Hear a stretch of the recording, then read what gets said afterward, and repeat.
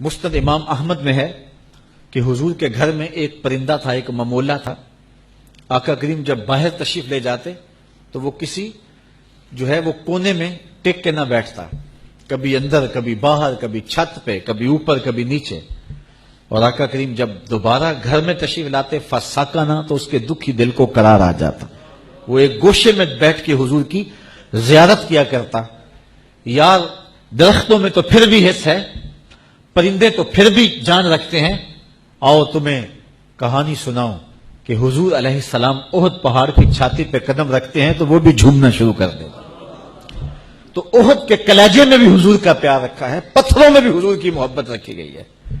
تو جب پتھر حضور سے پیار کریں، درخت حضور سے پیار کریں، جانور حضور سے پیار کریں، پوری کائنات کا ذرہ ذرہ مصطفیٰ پہ فدا ہو، تو ہم تو حضور کے غلام ہیں، تو کیا ہم حضور کا نام سن کے سینے میں ٹھنڈک محسوس نہ کریں اور جھوم نہ جائیں، اور ہمارے لیے یہ مضمون اور یہ عنوان محبوب اور مرغوب نہ ہو؟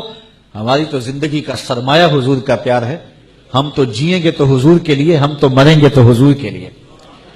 اور ہماری دنیا بھی حضور ہے، ہمارا دین بھی حضور ہے۔ مولانا ظفر علی خان نے کیا خوب جملہ کہہ دیا، ہم جس میں بس رہے ہیں وہ دنیا تم ہی تو ہو۔ ہماری تو کل کائنات ہی رسول اللہ کی ذات ہے، اور اگر حضور علیہ السلام سے ہم الگ ہوتے ہیں تو اگر ایک الگ ہو جائے تو سینکڑوں بھی زیرو ہوں تو وہ زیرو ہوتے ہیں، لیکن اگر ایک ساتھ ہو تو وہ زیرو بھی قدر و قیمت کے حامل ہوتے ہیں۔ ہم کچھ نہیں ہے، ہماری قیمت ہے تو حضور کے نام سے ہے، اور جب تک ہم حضور کے ساتھ رہیں گے تو ہم زیرو بھی ہیرو ہوں گے، اور اگر حضور علیہ السلام سے تعلق کمزور ہوگا تو پھر ہماری قیمت گرتی چلی جائے گی۔ تو ہمارا سارا وزن اور ہماری ساری قیمت حضور علیہ السلام کے نام سے ہے۔ اقبال نے یہ خلاصہ بیان کیا کہ اگر تم پست کو بالا کرنا چاہتے ہو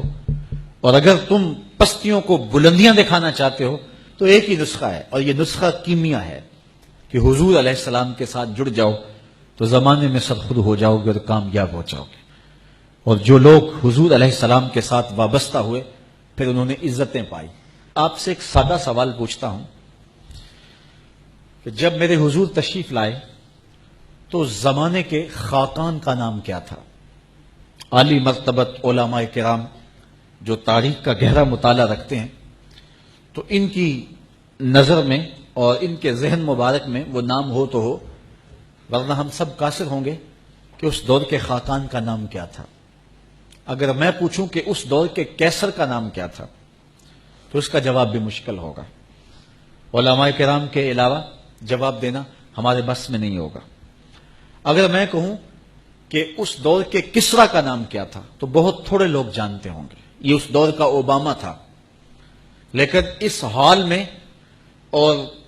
اوپر دو حالوں میں اور اس سے پچھلے حال میں اور باہر تاحد نظر لوگ جو بیٹھے ہیں تو شاید انگلیوں پہ گنے جا سکیں جو بتائیں کہ اس دور کے کسرا کا نام کیا تھا، جبکہ اس دور کا وہ اوباما تھا۔ لیکن میں اگر یہ سوال کروں کہ مجھے بتاؤ کہ میرے رسول کے مؤذن کا نام کیا تھا، تو ایک ایک بچہ اٹھ کے بلال حبشی کے نام کا نعرہ لگائے گا کہ نہیں لگائے گا؟ تو پھر وزن تو ہے حضور کے ساتھ، نام تو ہے حضور کے ساتھ۔ پھر آئیے اقبال کا پھر لہجہ دیکھیے، اقبال یہ کس کے عشق کا فیض عام ہے، رومی فنا ہوا حبشی کو دوام ہے۔ رومی مٹ گیا اور حبشی وہاں چلا گیا جہاں شہنشاہ روم بھی نہیں پہنچ سکا ہے۔ آج بھی دلوں پہ حکومت بلال حبشی کی ہے،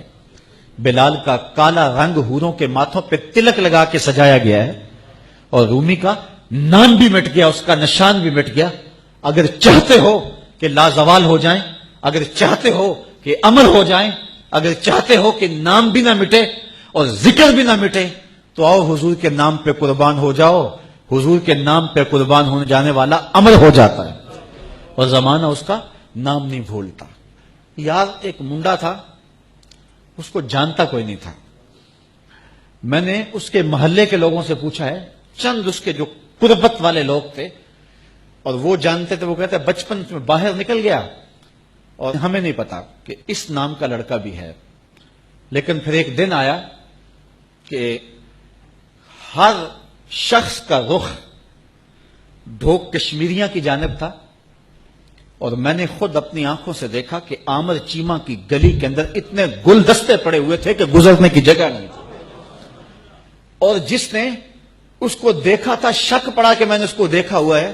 وہ بھی چھاتی تان کے کہتا تھا ہاں میں اس کا یار ہوں۔ یار اسے تو کوئی جانتا نہیں تھا، لیکن زمانہ اس کا یار بن رہا ہے، اور لوگ جو اس کے والد سے دور کی شناسائی رکھتے ہیں وہ بھی کہتے ہیں جی میرے بڑے پرانے تعلقات ہیں، یہ تعلقات کیسے جاگے اور یہ کس طرح شناسائی ہوئی؟ یہ صرف ایک ہی نام ہے، اور وہ نام ہے میرے محمد عربی صلی اللہ علیہ وسلم۔ اللہ اکبر، یا رسول اللہ۔ نہیں تو لاہور کے کوچائے چابک سواراں کی کہانی سن لو۔ بیٹا لوہاروں کا ہے اور دکان پہ ٹھک ٹھک کرتا ہے، اور اسے کوئی گلی میں بھی نہیں جانتا،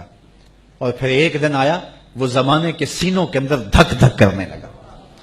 امیر ملت پیر جماعت علی شاہ رحمت اللہ تعالی، اس زمانے میں جن کے 1,00,000 مریدین تھے، کوئی معمولی نام نہیں ہے امیر ملت علیہ رحمہ کا۔ امیر ملت جنازے میں شامل ہوئے، غازی علم الدین لوگوں کے کندھوں پہ جا رہا تھا، اور امیر ملت کی آنکھوں میں آنسو تھے، اور کہنے لگے لوگوں میں نے بڑے بڑے بادشاہوں کی کہانیاں سنی ہیں، میرے دل میں کبھی امنگ نہیں جاگی کہ میں فلاں بادشاہ ہوتا، فقیر خود شہنشاہ ہوتا ہے۔ کہا بڑے بڑے پہلوانوں کے تذکرے پڑے ہیں، میرے دل میں یہ آرزو نہیں جاگی کہ فلاں پہلوان میں ہوتا۔ فرمانے لگے ہاں ہاں میں نے بڑے بڑے ولیوں کے تذکرے پڑے ہیں، میرے دل میں یہ تمنا بھی نہیں ہوئی کہ فلاں ولی میں ہوتا۔ آج میرے دل میں رہ رہ کے خیال آ رہا ہے کاش آج اس چارپائی پہ میں ہوتا۔ میں نے خود اپنی آنکھوں سے غازی عامر چیمہ کہ مزار کی پائنتی پر ایک سید زادے کو روتے ہوئے دیکھا ہے، اور وہ ساتھ کہہ رہا تھا ربا میں تینوں یہ نہیں کہنا مینوں عامر چیمہ بنا دے، مینوں یہ قدماں دی مٹی ہی بنا دے۔ تو یہ سرخروئی ہے حضور علیہ السلام کے دامن سے وابستہ ہونے کا، یہ صلہ نصیب ہوتا ہے۔ ہر کے عشق مصطفیٰ سامان اوست، بحر و بر در گوشائے دامان اوست۔ اقبال کہتا ہے کہ اگر حضور کا عشق سامان زندگی بن جائے پھر کیا بھوک رہ جاتی ہے بندے کو، پھر بحر و بر اس کے دامن کے کونے میں بندھے ہوئے ہوتے ہیں، اور دنیا اس کے پیچھے پیچھے ہوتی ہے، اور وہ نظر اٹھا کے بھی نہیں دیکھتا۔ اگر حضور کے غلام بن جاؤ گے ساری کائنات تمہاری ہو جائے گی۔ حسن اخلاق میں سب سے اہم کردار انسان کی زبان کا ہے۔ رسول کریم صلی اللہ علیہ وآلہ وسلم نے ارشاد فرمایا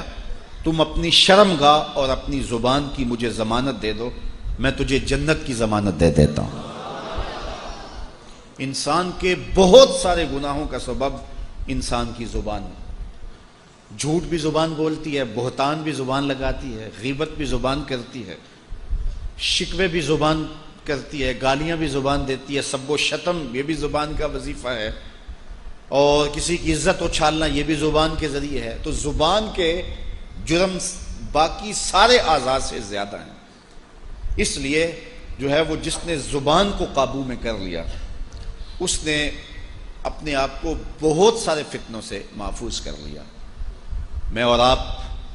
اپنی زندگی پہ غور کریں اور اپنے شب و روز کا مواخذہ کریں، اور اپنی زبان کو جو ہے وہ حفاظت میں رکھیں۔ اللہ تعالیٰ نے اس کو 32 دانتوں کے اندر جکڑ کے رکھا ہے اور 2 جبڑوں کے اندر رکھا ہوا ہے، لیکن یہ پھر بھی سنبھالے سنبھلتی نہیں ہے، اور اللہ یاذ باللہ سب و شتم تو آج ہمارا شعار زندگی بن گیا ہے، اور چھوٹے چھوٹے بچوں کی زبانوں پر اتنی غلیظ گالیاں ہیں۔ میں ایک دن گھر سے نکلا تو کوئی 12-13 سال کا بچہ ہوگا، اس نے سکول کا بستہ بھی ڈالا ہوا تھا، سکول جا رہا تھا، تو آگے کچھ بچیاں وہ بھی 5ویں 7ویں کلاس کی ہوں گی، اس نے اتنی غلیظ اور گندی گالی دی بغیر کسی وجہ کے کہ مجھے ایسے لگا جس طرح میرے کانوں میں آگ لگ گئی ہے اور میری سانس رکنے لگی۔ خیر میں نے ہمت کر کے تیز قدم اٹھا کے اس کو کندھے سے پکڑا، تو اس نے جب پلٹ کے مجھے دیکھا تو شرمسار ہو گیا اور شرمندگی سے اس کو پسینہ آ گیا۔ میں نے اس کو کہا بیٹے یہ جو تو نے گالی دی ہے، زمین آسمان کے درمیان جتنی جگہ ہے نا یہ زہر سے بھر گئی ہوگی، اور تجھے شرم نہیں آئی کہ تو نے یہ بات کی؟ تو خیر اس نے بڑی شرمندگی کا اظہار کیا۔ تو آج ہمارا معاشرہ، یہ ایک عکس بتا رہا ہوں کہ اس عمر کے بچے اور یہ ہمارے معاشرے نے جو ہے وہ جو رنگ اختیار کر لیا ہوا ہے، اور آج غلاظت اور گندگی ہمارے ذہنوں کے اندر گھل گئی ہوئی ہے۔ وہ کسی زمانے میں ہوتا تھا کہ سفر کے دوران کسی پبلک پلیس پہ یا لاری اڈے پہ ہم جاتے تو وہاں مجبوراً واش روم میں جانا پڑ جاتا، تو وہاں اتنی غلیظ چیزیں اور باتیں لکھی ہوتی کہ شرم سے پانی پانی ہو جاتے۔ اب ان کے ہاتھوں میں سوشل میڈیا آ گیا، وہی گندے لوگ اور وہی غلیظ ترین لوگ جو پہلے واش روموں میں بیٹھ کے گندگی کی جگہوں پہ بیٹھ کے تحریر کیا کرتے تھے، آج انہی کے ہاتھوں میں سوشل میڈیا آ گیا ہے، اور ایسی ایسی مکروہ تصویریں اور غلیظ جملے، العیاذ باللہ۔ کیا یہ ایک مومن کی شان ہے؟ ایک مومن کی زندگی ایسی ہو سکتی ہے؟ آج ہم یہ بات کہہ رہے ہیں کہ ملک لبرلزم کی طرف بڑھ رہا ہے، اور آج کوئی خیر کی بات یہاں سوشل میڈیا پہ آتی ہے اور کسی شخص کی سمجھ میں وہ بات نہیں آتی، یا اس کے دل دماغ کے اندر کوئی اسلام کے بارے میں کوئی اتنی محبت نہیں، آپ یہ بھی مان لیں، اور وہ اس پر کوئی بات کر دیتا ہے، اور اس کے بعد پھر جس طرح اس کو گالیاں دی جاتی ہے تو وہ نہیں بھی اسلام سے دور تو ہم اس کو دھکا دے کے اسلام سے باہر نکال دیتے ہیں۔ تو مجھے بتاؤ کہ جب ہماری معاشرت کا یہ رنگ ہوگا تو پھر ہم کہاں لڑکتے ہوئے کہاں جا کے گریں گے؟ تو میں آپ سب نوجوانوں کو بالخصوص کہتا ہوں کہ ایسے تمام گروپوں سے نکل جائیں اور ایسے لوگوں سے اپنا تعلق ختم کر لیں کہ جو غلیظ اور گندی سوچ کے حامل ہیں، کیونکہ جب سوچوں کا گند اور غلاظت جب سامنے آتی ہے تو پھر روح میلی ہو جاتی ہے، اور جب روح میلی ہو جائے تو ایسی روحوں پہ اللہ کے انوار کی بارش نہیں ہوتی۔ تو اپنے آپ کو پاکیزہ بناؤ، اپنے طرز زندگی کو خوبصورت بناؤ، اور غلاظت اور گندگی سے اپنے آپ کو نکالنے کی کوشش